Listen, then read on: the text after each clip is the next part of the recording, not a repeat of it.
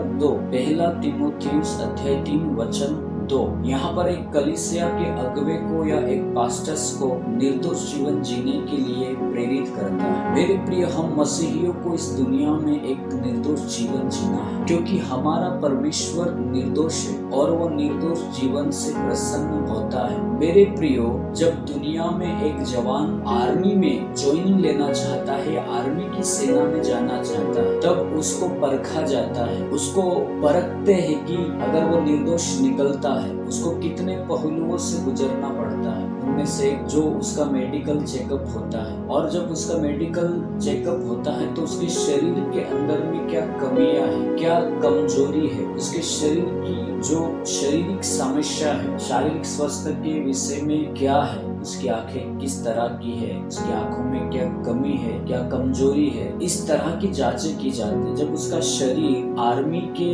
जवान के लायक नहीं रहता है, कुछ कमी होती, कुछ कमजोरी होती, कुछ प्रॉब्लम होती है, तो उसको रिजेक्ट कर देता है और उसको गवर्नमेंट नहीं लेता है, आर्मी की सेना में उसे ट्रेनिंग नहीं दी जाती। मेरे प्रियो, और भी कुछ ऐसे लोग होते हैं जो गवर्नमेंट जॉब के लिए तैयारी करते हैं, लेकिन जब उनके ऊपर कुछ इस प्रकार के इल्जाम्स, गुनाह या एफआईआर दर्ज की जाती है, तो पहले कुछ पृष्ठभूमि जांच की जाती है। जब उसकी जांचें की जाती है और उसके ऊपर कुछ अपराध है या उसके ऊपर कुछ कोर्ट में केस चल रहा है, तो उसको गवर्नमेंट उसको जॉब नहीं दे सकता है। मेरे प्रियो, एक सरकार अगर एक इंसान के शरीर में कुछ कमी है, कमजोरी है, कुछ गुनाह है, तो उसको अगर वो अपनी सेना में, अपने कामों में, अपने कार्य में वो उसको नहीं ले, तो मेरे प्रियो आप सोचो, हमारा परमेश्वर कैसे एक व्यक्ति को जो पापों में, नशों में और अनेक प्रकार के अपराधों में पड़ा है, उसे परमेश्वर कैसे स्वर्ग में आने की अनुमति देगा? कैसा परमेश्वर उसके लिए स्वर्ग के द्वार को खोल देगा? जी हाँ, परमेश्वर उसको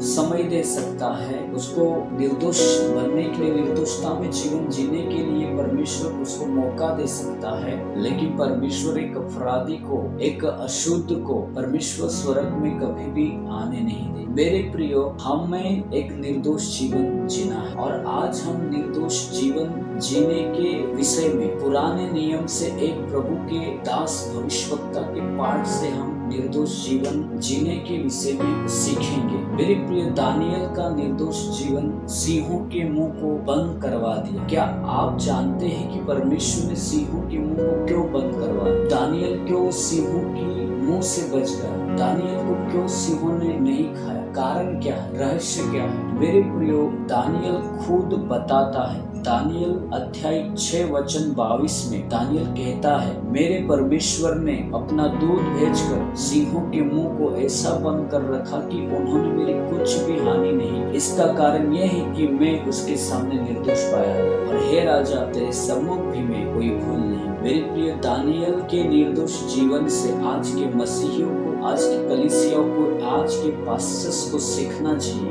दानियल ने कहा, उसके बचने के रहस्य के बारे में कहा कि दानियल के परमेश्वर ने सिंहों के मुंह को बंद कर दिया, और दानियल ने कहा कि मैं उसके सामने निर्दोष पाया गया, और दानियल ने यह भी कहा कि हे राजा, मैं तेरे सम्मुख भी निर्दोष पाया। मेरे प्रियो, दानियल के जीवन से हमें निर्दोष रहना चाहिए। कहाँ और कैसे निर्दोष रहना चाहिए? नंबर 1, हमें परमेश्वर के सामने निर्दोष जीवन जीना है। जैसे दानियल परमेश्वर के सामने वफादार था, वो प्रार्थना में निर्दोष था, वो आत्मिक क्षेत्रों में निर्दोष था, वैसे ही हमें पहले परमेश्वर के सामने निर्दोष रहना चाहिए। अगर आप और मैं परमेश्वर के सामने निर्दोष है, तो दुनिया की कोई भी ताकत आपको और मुझे स्वर्ग में जाने से रोक नहीं सकती। जी हाँ मेरे प्रियो, हमें परमेश्वर की दृष्टि में निर्दोष रहना है। चाहे दुनिया की दृष्टि में हम निर्दोष रहे या ना रहे, अगर हम परमेश्वर की दृष्टि में निर्दोष है, यही बहुत बड़ी बात है। मेरे प्रियो, परमेश्वर की दृष्टि में निर्दोष रहने का मतलब हमें प्रार्थना में, आध्यात्मिक जीवन में, वचन में, प्रभु के साथ वफादारी के साथ चलने में हमें निर्दोष रहना चाहिए। जब भी प्रभु हमारी ओर देखे तो हमें निर्दोषता में देखने। नंबर 2, दानियल ने कहा कि हे राजा, मैं तेरे सम्मुख भी कोई भूल नहीं। नहीं की। मतलब दानियल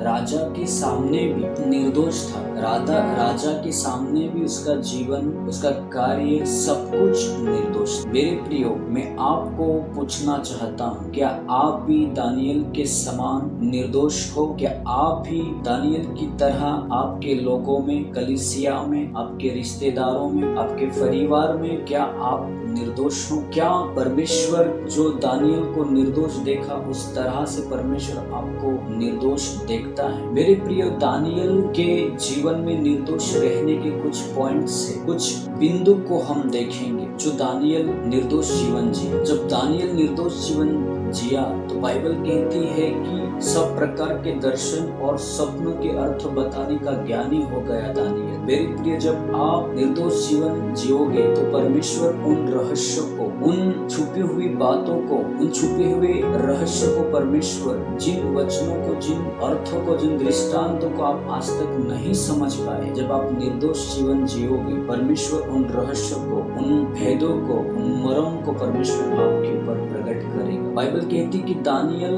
के ऊपर भविष्य का भेद प्रकट करता था परमेश्वर। मेरे प्रिय, अगर आप निर्दोष रहोगे तो परमेश्वर भविष्य में होने वाली घटना, भविष्य में होने वाले हर एक कार्य को आपके ऊपर जाहिर करेगा, आपके ऊपर भेजेगा।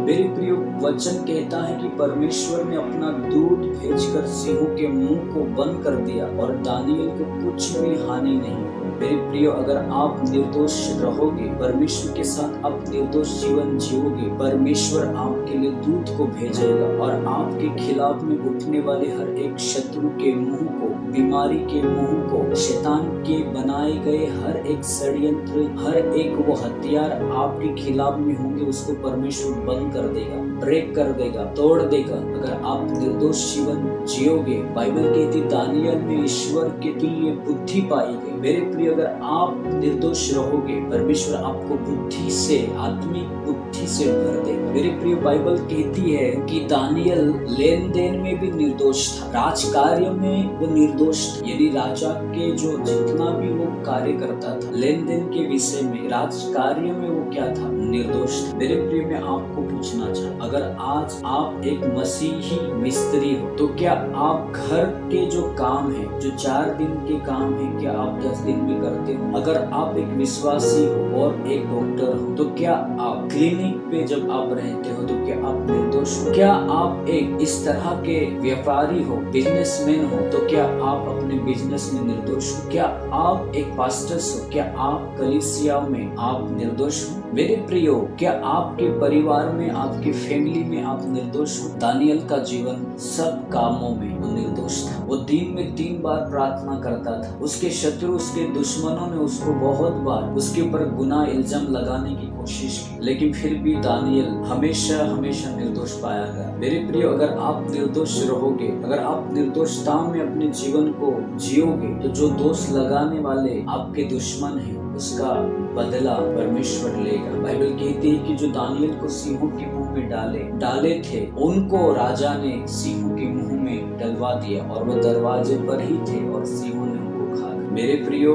अगर आप निर्दोष जीवन जियोगे, बाइबल कहती है दानियल उसके पूरे राज्य में सुख और चैन के साथ रहा। अगर आप निर्दोष रहोगे, आप सुख, चैन के साथ, आनंद के साथ, शांति में आप जियोगे। मेरे प्रियो, दानियल का जीवन एक निर्दोष जीवन था। दानियल निर्दोष था, इसलिए आज से आपको मसीह यीशु की तरह आपको, मुझे निर्दोष रहना है। अपने हर काम में, कार्य में, हमारे सोचों में, हमारे हृदयों में, हमारे मनों में हमें निर्दोष रहना है। हमें निर्दोष जीवन जीना है, अपने दुश्मनों को माफ करना है। मेरे प्रियो, हमें एक निर्दोष जीवन जीकर दिखाना है। हम जहाँ भी रहते हैं, लोगों के सामने, जिस भी फील्ड में हम काम करते हैं, क्या हम अपने स्वामी, अपने मालिक के साथ निर्दोष हैं? क्या अगर आप एक दुकान पे काम करते हो और आपका मालिक आपको पैसे सब कुछ दे चला गया, क्या आप उस समय निर्दोष हो? परमेश्वर जिस तरह दानियल को निर्दोष दे, मेरे प्रियो, परमेश्वर ने दानियल को किस लिए छुड़ाया? दानियल ने खुद बताया कि परमेश्वर के सामने दानियल निर्दोष था, इसलिए परमेश्वर ने उसको सिंहों के मुंह से छुड़ाया। अगर आज आपका जीवन निर्दोष है तो परमेश्वर भी आपके लिए काम करने के लिए, परमेश्वर भी आपके लिए कार्य करने के लिए अपने दूतों को, अपनी सेना को भेजेगा, अपने वचन को भेजेगा, अपनी सामर्थ को भेजेगा, अपनी आत्मा को भेजकर वो आपकी हिफाजत करेगा, आपकी रक्षा करेगा और आपको भी दानियल की तरह ज्ञान देगा, बुद्धि देगा, समझ को खोल देगा, दर्शन और सपनों को अर्थ बताने का भेद परमेश्वर आपके पर जाहिर करे, प्रकट करेगा। ये निर्दोषता जीवन दानियल को राजा के सामने भी उठाई। मेरे प्रियो, मेरा विश्वास है कि आज से आप निर्दोष जीवन जियो। प्रभु आप सबको आशीष